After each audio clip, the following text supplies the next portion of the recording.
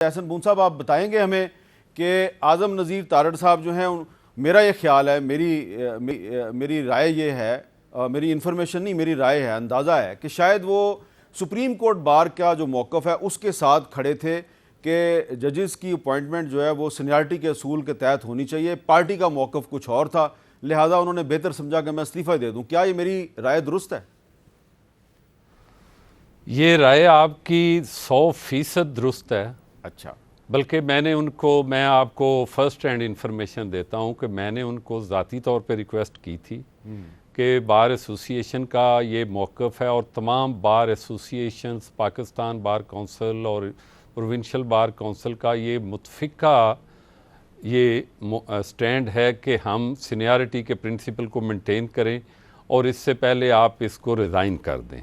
उन्होंने कहा कि बात यह है कि इस स्टेज पे अगर मैं रिज़ाइन करूं तो ये होगा कि मैंने पार्टी को, गवर्नमेंट को बिट्रे किया है। मैं उनको किसी हवाले से धोखा नहीं देना चाहता, मेरे ज़मीर पे ये बड़ा बोझ है, लेकिन ये है कि मैं चूँकि एक गवर्नमेंट का नुमाइंदा हूँ और ये कैबिनेट डिसीजन है और प्राइम मिनिस्टर का डिसीजन है and I will abide by that decision and thereafter. उन्होंने कहा कि मैंने ये काम करने के बाद मैंने माजरत कर ली, मैंने कहा मैंने बड़ा अच्छा आपसे वक्त गुजारा है और मैं आपके सारे अहकामात, लेकिन ये मेरे ज़मीर पे बोझ है कि मैं जिस कम्युनिटी और जिस बार से बुनियादी तौर पे तल्लक रखता हूँ, अगर उन्होंने ये उनके मौक़िफ़ के मुनाफी मैंने काम किया है तो I should not stay in this office. तो हम ये समझें कि आज़म नज़ीर तारड़ साहब ने सुप्रीम कोर्ट बार एसोसिएशन की फरमाइश पर या उनके कहने पर वजारत कानून से इस्तीफ़ा दिया है?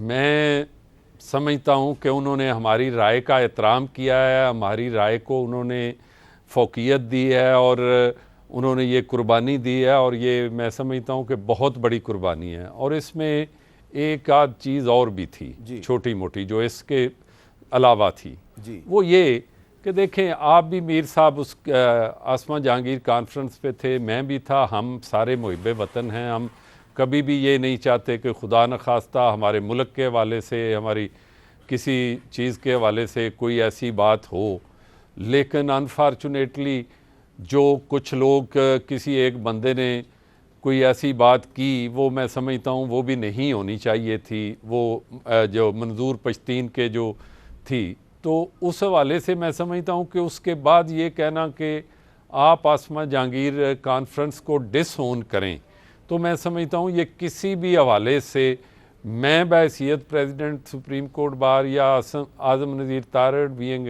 One of who is a law minister, उसको इस हवाले से देखें, मैं समझता हूँ कि बिल्कुल गलत किया। वो नारेबाजी, वो कॉन्फ्रेंस का माहौल नहीं था, वो और अनइनवाइटेड कुछ लोगों ने किया, उसका ना ब्लेम मुझे दिया जा सकता है, ना आपको दिया जा सकता है, ना आज़म नज़ीर तारड़ को।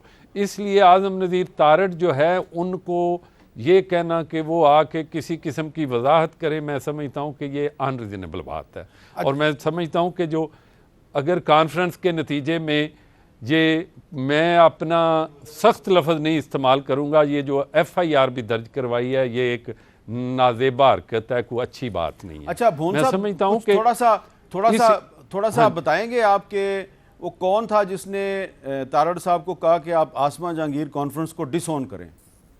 नहीं, मैं ऐसी बात नहीं है, किसी मुझे नहीं पता, लेकिन के लोग ही कहते हैं, गवर्नमेंट के लोग, और कोई बंदा नहीं कहता।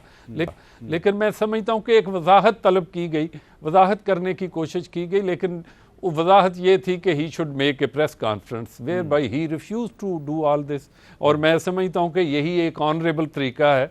ये सारे मामलात जो हैं, ये वजारतें भी इज़्ज़त के लिए होती हैं, बाकी मामलात भी इज़्ज़त के लिए होते हैं। And I appreciate the stand taken by Azam Nazir Tarar, और हमारी रिक्वेस्ट पे उन्होंने किया। मैंने कहा हाँ, बार का आप देखें, बार के नुमाइंदे अख्तर हुसैन ने बार की नुमाइंदगी करते हुए, उन्होंने, हमारा यही मौक़िफ़ था कि अतर मनीला साहब जो हैं वो सीनियर हैं, उनकी हद तक हम वी विल नॉट अपोज, और वो 9 मेंबर्स ने 0 की मुखालफत से किया। बाकी जो है वो 4-5 की, चूँकि मैं हमेशा ये कहता होता हूँ कि हमें ऑनरेबल जज किसी पे एतराज़ नहीं है, आपने खुद भर्ती किए हैं, ना मीर साहब आपने भर्ती किए हैं, ना मैंने भर्ती किए हैं।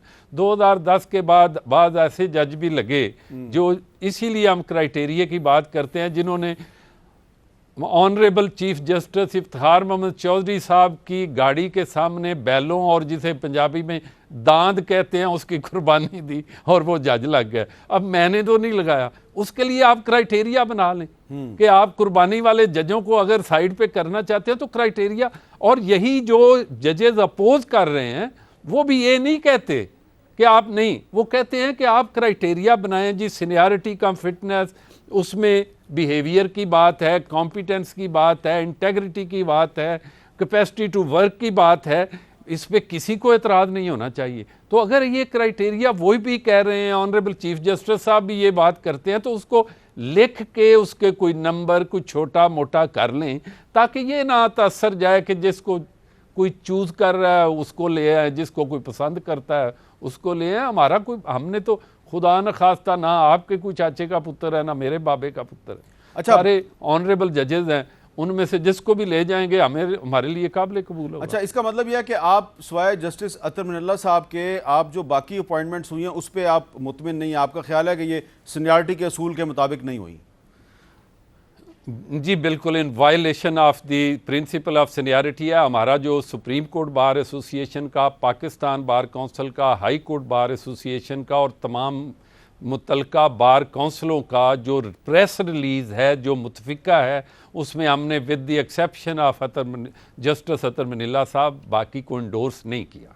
और ये मैं इसी वजह से ये तकलीफ़ दे बात है। हमारा खुदा न खास्ता, मैं जानता ही नहीं जो अज़हर हसन रिजवी साहब हैं वो क्या करते हैं क्या नहीं है। बात इसी तरह मैं समझता हूँ कि अगर उनको भी लाना है तो एक बाकी ऑनरेबल जजेस के साथ बैठकर एक क्राइटेरिया बना लें।